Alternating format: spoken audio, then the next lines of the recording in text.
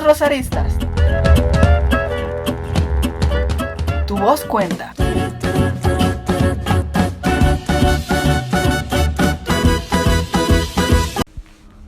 Educación pública y privada.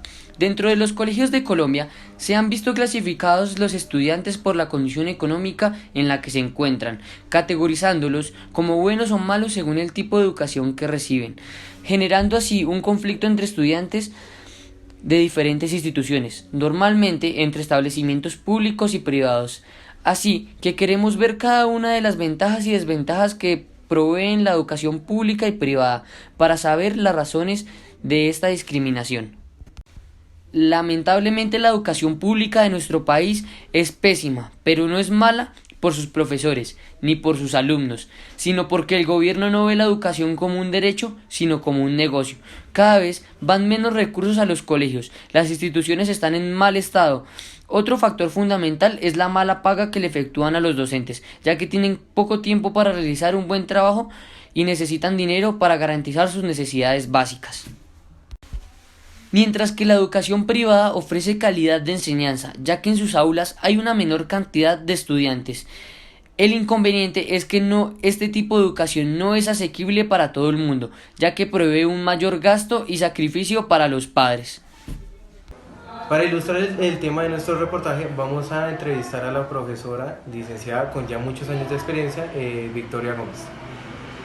Buenos días, profe. Buenos días, ¿cómo estás? Profe, me gustaría saber cuál piensas tú que son las ventajas y desventajas de la educación pública y privada. Bueno, poniendo en una balanza, uno podría decir que los dos tipos de educación tienen sus ventajas y tienen sus falencias, para no hablar de desventajas.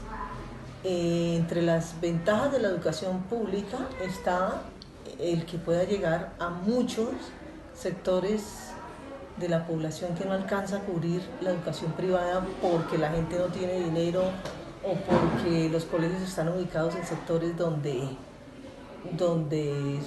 no hay acceso a este tipo de educación. Desafortunadamente, en el sector público se homologa lo que es la cantidad con la calidad.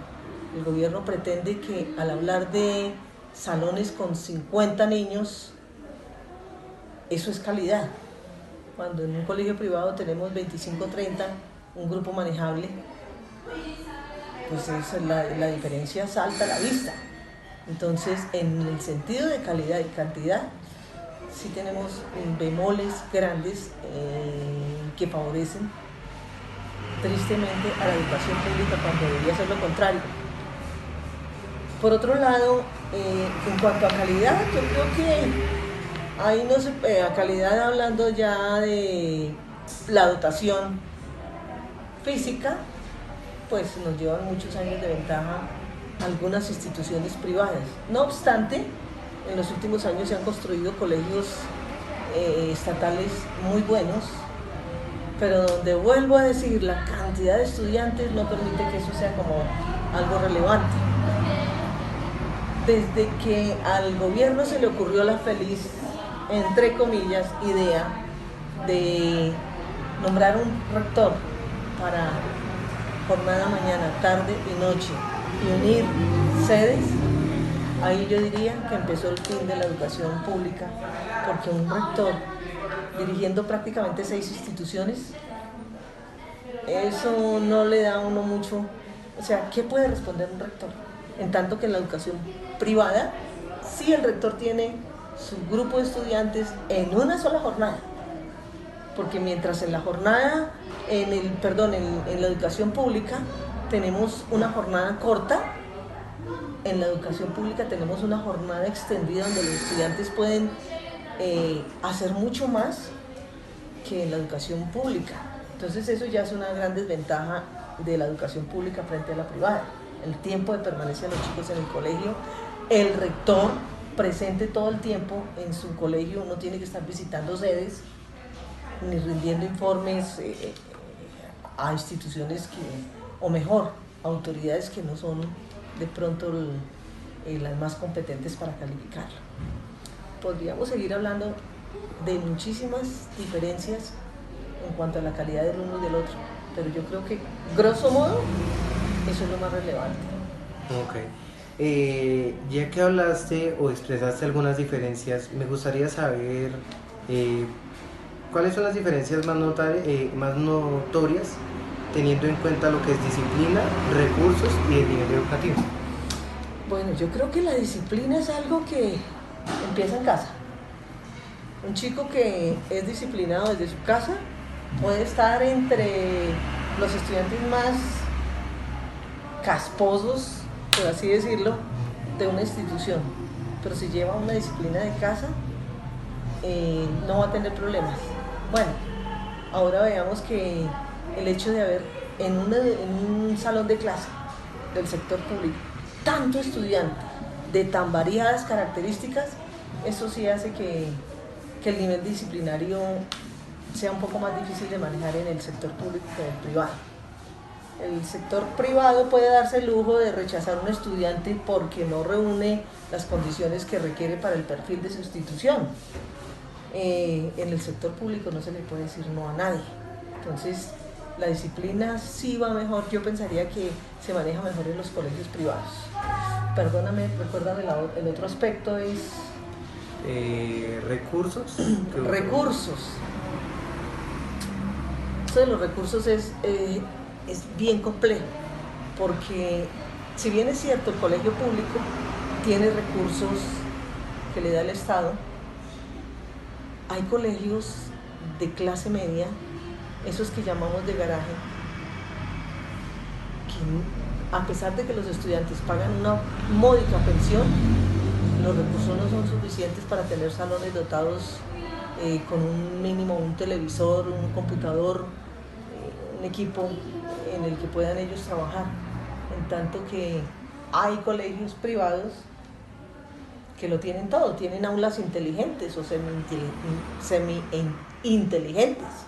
Sin embargo, ahí sí estamos en desventaja con la educación pública, donde se está dotando gradualmente a las instituciones con lo último en tecnología. Entonces, creo que ahí sí, sobre todo la educación privada de estratos medios y bajos, está en desventaja grandísima con los colegios estatales.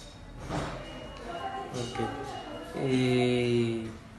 Y por última pregunta, ¿nos podrías contar cuál fue tu mejor experiencia y si fue aquí en Zipaquirá o en algún colegio fuera del municipio?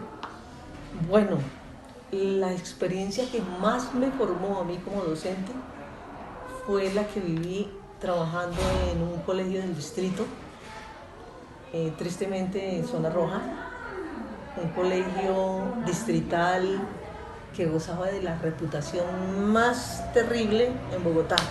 Sin embargo, por tener estudiantes tan complejos, tan de variadas características intelectuales, emocionales y hasta morales, yo creo que esa fue la experiencia que más me educó, porque tuve la oportunidad de ver niños delincuentes que eran capaces de salir de ese medio y hacer cosas interesantes, como meterse por la parte del teatro, la pintura. Fue el colegio donde yo aprendí a hacer radio, a hacer medios escolares.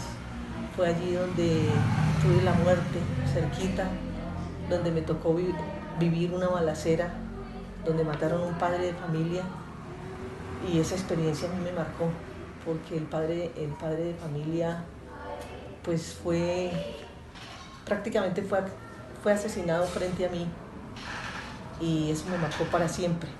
Entonces allí aprendí.